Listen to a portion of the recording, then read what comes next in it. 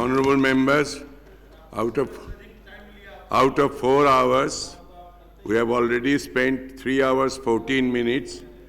10 honorable members have consumed, except major two parties. All parties have exceeded their time manifold. Therefore, hardly 45 minutes are left before I request the minister's intervention. Therefore, you have to please restrict your time. Sri Sandeep Dixit, I cannot call everybody, I'm sorry. Thank you, sir.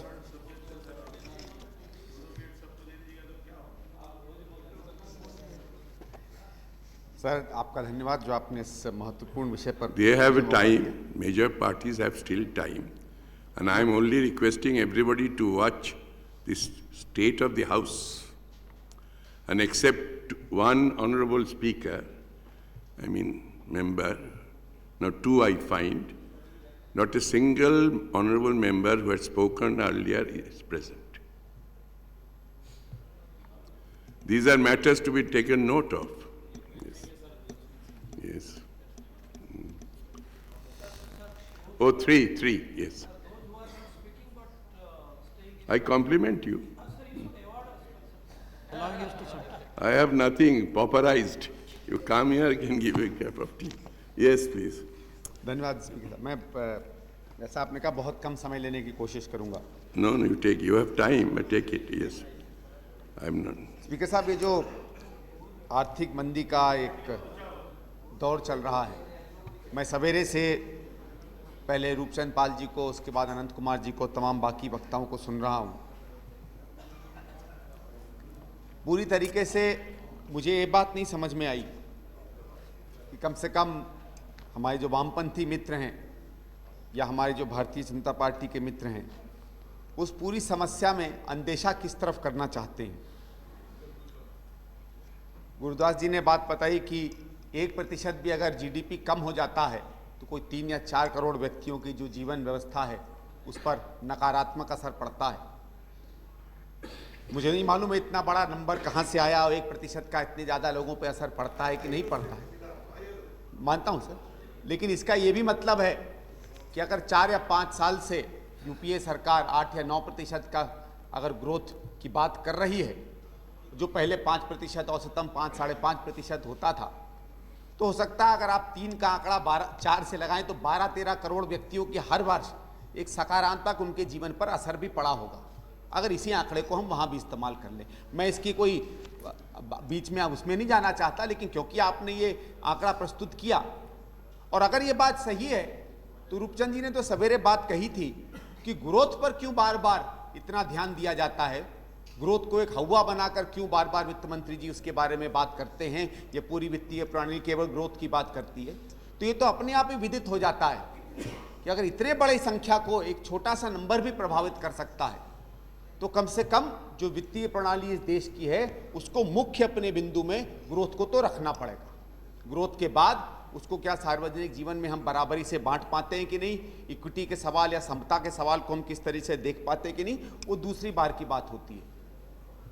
लेकिन मैं बहुत ज़्यादा उन चीज़ों में नहीं जाना चाहता। मैं 2 एक बातों में अपनी ध्यान जरूर आकर्षित करना चाहता हूँ। विशेषकर वित्त मंत्री जी नहीं हैं, हमारे राज्य मंत्री जी हैं, उनके द्वारा प्रधानमंत्री जी को, वित्त मंत्री जी को भी 2 एक बातें जरूर कहना चाहता हूँ कि किसी जो भी हमारे वित्त मंत्री हों या वित्त प्रणाली को प्रबंधन करने वाले हमारे अधिकारी गण हों, एक विशेष वर्ग के है इस देश का जो वित्त मंत्रालय की नीतियों को, और जब कहीं भी आपदा आती है तो उस आपदा से जो उनको संरक्षण की आवश्यकता होती है वो कुछ व्यक्तियों पर ज्यादातर आधारित हो जाती है, और उन व्यक्तियों का या उनकी पूरी क्लास का क्या चरित्र है इस बारे में मैं एक आध टिप्पणी जरूर करना चाहता हूं। जब आर्थिक मंदी का दौर आया पिछले 20-25 साल से, 15-20 साल से कम 91-92 के बाद, इस देश की जो वित्तीय प्रबंधन है उसमें राजनीतिक तंत्र भी लगे रहे हैं, हर पार्टी भी उसमें लगी रही है कि ये कोशिश रही है कि हमारे प्राइवेट सेक्टर को सशक्त किया जाए, अगर टैक्स में उन्हें दिक्कत होती है तो राहत दी जाए, अगर उनकी जीवन प्रणाली आज दिन प्रतिदिन बढ़ती चली जा रही है तो उस पर कोई रोक ना लगाई जाए। मैं उन विचारधाराओं में भी नहीं जाता हूं, मेरी क्या है मैं उस बारे में नहीं इस समय टिप्पणी करना चाहता, लेकिन हर भरसक प्रयास किया गया कि हमारा जो प्राइवेट सेक्टर है वो सशक्त हो, वो अपना काम सुचारू ढंग से करता रहे। और जब पहली मार उस पर पड़ती है जब पहली बार देखा जाता है कि कहीं भी वो ऊपर से नीचे कहीं कमी पड़ती है, तो वही वर्ग सबसे पहले सरकार के पास भागता है चिल्लाने के लिए कि हमारी मदद करो, और सरकार 10 या 15 दिन के अंदर उसकी मदद कर देती है। 15-20 साल से उसमें सब पार्टियां बराबर की हिस्सेदार हैं, कोई कम नहीं है। हिंदुस्तान में किसान जो है आत्महत्या करता रहा है, लेकिन 20 साल लगे किसान को एक पैकेज मिलने में, 20 दिन नहीं लगे प्राइवेट सेक्टर को एक पैकेज मिलने में। और ये केवल मैं यहाँ के सब पार्टियां इसमें हैं, कोई अलग नहीं है। लेकिन जहां से ये सूचनाएं हमारे पास आती हैं, जो बार बार वित्त मंत्रियों को या प्रधानमंत्री को सूचित करती हैं कि देश में दरार कहां पड़ रही है, उसमें उन आवाजों को भी उसी सशक्त रूप में आना आवश्यक है। हमारा किसान लालायित होकर आपकी तरफ नहीं देखता है कि हमें 60,000 करोड़ का बेनिफिट दो, वो अपने आप कोशिश करता है, और जब हार जाता है तो उसमें एक आध आत्महत्या भी कर लेते हैं। वो आत्महत्या भी प्रकाशित नहीं करता है, वो टेलीफोन नहीं करता है किसी टीवी को कि आके मुझे आत्महत्या करते देखो। दूसरा वर्ग है वही प्राइवेट सेक्टर का, जो अगर सेंसेक्स भी नीचे जाता है तो उसकी गूंज बताता है टीवी पर। वो तो उसका अपना दांव है, वो तो उसका अपना दांव पेच है, उसका पासा है जो वो फेंकता है कि 300 का शेयर खरीदूंगा तो 700 में बाद में बेचूंगा या 150 में बेचूंगा। सरकार का कोई बहुत बड़ा दायित्व नहीं है, लेकिन उस पर भी वो चाहता है कि सरकार उसकी मदद पर आए। तो मेरा तो यही निवेदन है, केवल आज की वित्तीय प्रणाली से नहीं, उन सब अधिकारियों से, रिजर्व बैंक से, कि सही आवाजें सुनना शुरू करिए। अगर उन आवाजों को हम सुनना शुरू करेंगे तो दिक्कत हमें नहीं पड़ेगी। बात 20,000 करोड़ की वित्तीय पैकेज की नहीं है, बात यह कि अगर 20,000 करोड़ की आवश्यकता है या 5 लाख करोड़ की आवश्यकता है तो इसकी इन्वेस्टमेंट कहां हो। क्या ये 20,000 करोड़ हम प्राइवेट सेक्टर के को बचाने में कहीं ना कहीं देंगे, जिस तरीके से अमेरिका देने की गलती कर रहा है, या हम इसका इन्वेस्टमेंट वहां करेंगे जहां पिछले 20 साल से हमको लगता है कि अपेक्षा हुई है। क्या ये 20,000 करोड़ सुचारू रूप से हम इरिगेशन में डालने की बात करेंगे? क्या रूरल कनेक्टिविटी में डालने की बात करेंगे? क्या इन स्कूलों में एक एक कमरा देने की बात करेंगे जहां आज भी हमारे बच्चे दिन में सूरज में और रात में चांद को देख के पढ़ाई करते हैं? क्या उस प्राइमरी हेल्थ सेंटर में देने की जरूरत करेंगे जहां हमारी बहनें जब प्रसूति के लिए जाती हैं तो ठंडी हवाएं हो तो ठंडी हवा से नहीं बच पाती, और गर्मी हो तो गर्मी से नहीं बच पाती? अगर आपको इन्वेस्टमेंट करनी है प्राइवेट सेक्टर पब्लिक स्पेंडिंग में, तो उन इलाकों में कीजिए जिसमें अगर इसमें पब्लिक स्पेंडर से एक ऊर्जा आएगी हमारी अर्थव्यवस्था में, तो ऊर्जा का असर उस व्यक्ति पर जाएगा जो आपसे मांगता कभी कुछ नहीं है। उसकी कराह आप तक नहीं पहुंचती है, केवल चुनाव के आसपास उसकी कराह पे सब गूंजने लगते हैं। और बचना पड़ेगा हमें उन लोगों से जो जरा सी जब उन पर दिक्कत हो जाती है, क्योंकि उनके पास आवाज है, क्योंकि वो उन जगहों पे घर बनाए हुए हैं जहां आप और हम भी व्यवस्था से आके रहते हैं। उनकी गूंज में हम भूल ना जाएं उस हिंदुस्तान को जो सही में आर्थिक मंदी में रहता है। मेरी यही एक बहुत विनम्रता से निवेदन है इस पूरी सरकार को और हर व्यक्ति को कि जब भी हम कोई सुझाव दें, उन व्यक्तियों को सोचकर हमें सुझाव दें। हमारे बहुत ही सम्मानित मोहन सिंह जी हैं। मोहन सिंह जी ने समाजवादी विचारधारा से प्रभावित हैं। समाजवाद के कुछ गुणों का उल्लेख करते हुए उन्होंने व्यक्तिगत जीवन के आचरण पर भी एक टिप्पणी की और कहा कि क्या हम 1.25 लाख 1.5 लाख तक की तनख्वाहें रोकें? क्या जिस तरीके से लोग उपभोक्ता युग में जीते हैं उस उदाहरण को कम करें? ये इस विषय की बात नहीं है, लेकिन क्योंकि उन्होंने ये एक बात कही और वो एक ऐसे नेता हैं जिनकी तरफ हम सब जितने युवा लोग हैं देखते हैं, मैं तो केवल उनसे एक ही विनम्रता से निवेदन करूंगा कि हम लोग अगर राजनीतिक लोग उस बात को अपने आचरण में ले आए, अगर जो गाड़ियां, माफ करिएगा स्पीकर साहब मैं किसी पे टिप्पणी नहीं कर रहा, लेकिन अगर 60-60 लाख की गाड़ियों में मेंबराने पार्लियामेंट संसद आएंगे तो हम किसी को कह नहीं सकते कि आप 1.25 लाख की तनख्वाह से ऊपर तनख्वाह मत लीजिए। आचरण यहां से शुरू होता है। आचरण शुरू होता है कि लोगों से हम वाद संवाद करते हैं। और मैं वित्त मंत्री जी से एक और बात बताना चाहता हूं, बात करके अपनी बात रखूंगा, क्योंकि जो वाद की बात है वो तो वो जरूर बताएंगे। हम ये भी निवेदन करूंगा कि ये मंदी क्या है, इसके लिए किन स्टेप्स की जरूरत है, इस बात का भी उल्लेख करें। पूरा राष्ट्र जो है आज संसद के माध्यम से उनकी बात को सुनेगा। लेकिन एक बात मैं जरूर कहना चाहता हूं कि संवाद जब भी आप नीति के बारे में करें तो उसमें हिंदुस्तान के सही लोगों से भी संवाद करें।